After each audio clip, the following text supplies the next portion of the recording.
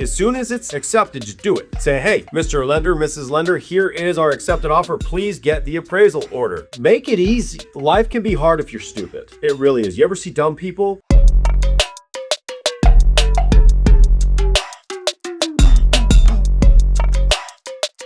They added time frames to this. It never used to have time frames until 2026. The appraisal happened.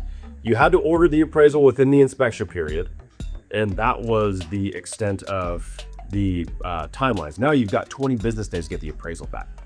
So I've got a deal on a duplex. Today at 5 o'clock, the buyer's inspection contingency ends. The inspection was yesterday.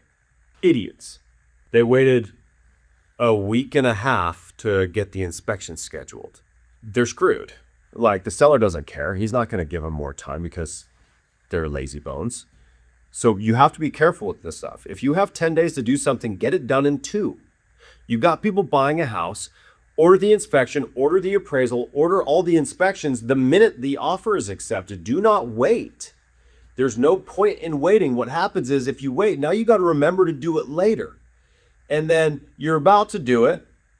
And Armin's like, what's up, Larry? I got a question for you. And then Larry loses his train of thought and forgets to order it. And then a week goes by before he remembers or before Ava says anything. And now we're in trouble. So just do it. As soon as it's accepted, just do it. Say, hey, Mr. Lender, Mrs. Lender, here is our accepted offer. Please get the appraisal order. Hey, we got to get the inspection order today. Here's a couple recommendations. Who do you want to use?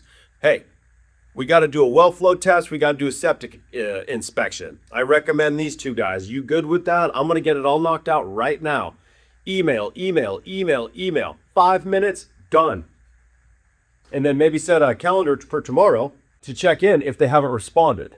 You know, the well and the septic, the appraiser, lender, and the home inspector, right? Get this shit going because now you got time frames. They got 20 business days to get full loan approval. So if they don't get the appraisal done back good and full loan approval done back good within 20 business days, you're outside of your timelines. You can no longer back out if something goes sideways. Because it used to be you could go all the way up to the day of close. If the lender says, hey, you don't qualify for the loan, the buyer gets their earnest money back. But now it's not. They put timelines in, which is good. We were like the only state that didn't have financing contingency timelines. They're just, they ran through the end of the transaction. But you need to be aware of that now. Hey, man, we got to shit and get. So now the lender matters. Hey, Mr. Lender, you got 20 business days, man. If you don't get it done within that time, you just screwed our client. Because if you're like, oh, by the way, yeah, they can't qualify, their earnest money is non-refundable. If an appraisal reinspection is required due to seller's breach of this agreement, seller will promptly reimburse buyer for any appraisal reinspection fee buyer occurs. This happens when we're missing a smoke or CO detector, or there's something wrong with the house that has to come back and get fixed. It's called a 442, usually costs a couple $100 for an appraiser to come back out. So, hey, we got all our smoke and CO detectors because if we don't, you have to get a new smoke or CO detector installed, and you got to pay the appraiser $150, $200 to come back out and take another picture of it. So just get it done, right? Little smoke detector's $40. Yeah, you want to pay $40 or $240? Just do it, right? So you're walking through a house. I walked through Benson yesterday, freaking Smokies ripped off the ceiling. It's like, dang it.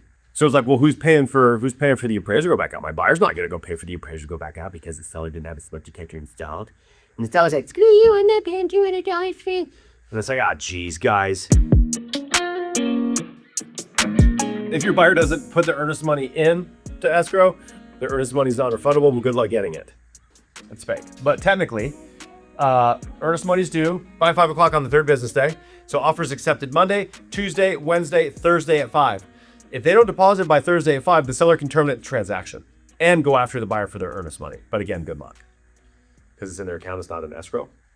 But again, hey, we got an accepted offer. We ordered our inspections. I double checked that we're going to have smoke and CO detectors. Yo, get me that earnest money check or go drop it off at the title company tomorrow. We don't need to wait till Thursday at 4:50 and be stressed out. And then you hit traffic and it's 5:01 and the title company closed and now we're in trouble. Just do it early. Don't wait. Just go.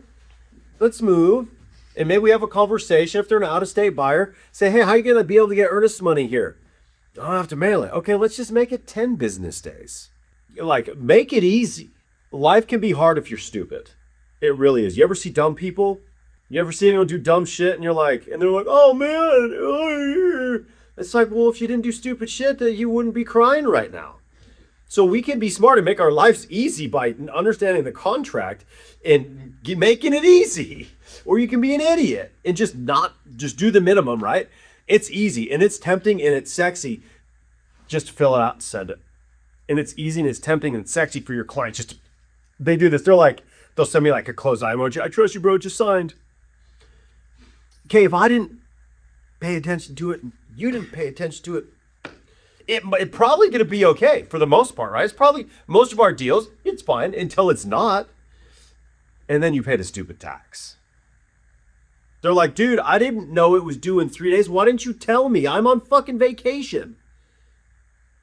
They're like, hey, can we need an extension on the earnest money? The seller's agent's like, dude, we got an accepted offer yesterday and you guys all have your shit together?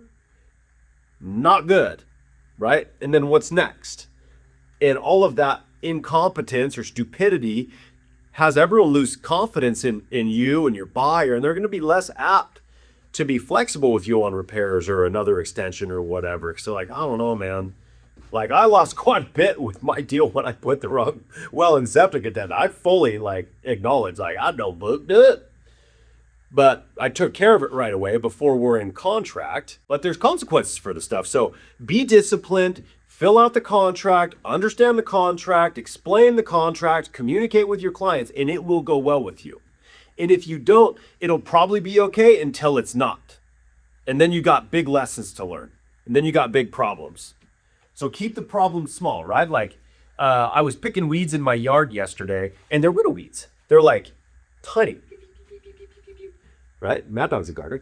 The little one. And then I got a couple monster fucks in my lawn. And I'm like digging in there. I pull the taproot out and it's like a foot long. So it's easy in the beginning just to nip it in the bud versus, just take care of it. Just pull the weeds when you see them, fix the contract, communicate well instead of avoiding it, and then becomes like freaking backbreaking weed and they're pokey and shit. So do it right. Just put in your time now, understand these contracts, and then it's like picking the baby weeds. When you ignore the shit until you have a big problem, then it's like you get muddy fingernails. Jason wrote an offer on my listing. Hey, Jason, you rep the buyer, I rep the seller. If I have a listing and they say, Adam, I do not want you double ending this deal, that means no one on the team can rep the buyer for that listing. Could be a problem. There are people that think that real estate is like a courtroom. There's a winner and there's a loser and there's opposing sides, and there's no way that an attorney could both represent a defendant and also be the prosecutor, which is fair. But that's not how it is in real estate. We all want the same thing. We all want the home sold. We all want everyone to be happy. We want to win, win, win. But yeah, so there are people that will say that, and we just need to know because we can't write an offer. It has to be someone off the team. Because I used to always say, oh yeah, just close up an agency agreement. So in the event that I find a buyer, you comfortable with me representing both sides? No, Adam, we're really not a problem at all. If the buyer comes in, I'll have someone on my team represent them. I'll represent you completely. We'll be totally separate. Well, now it's not that way. Now it's like, hey, we got to find another agent to help these guys out.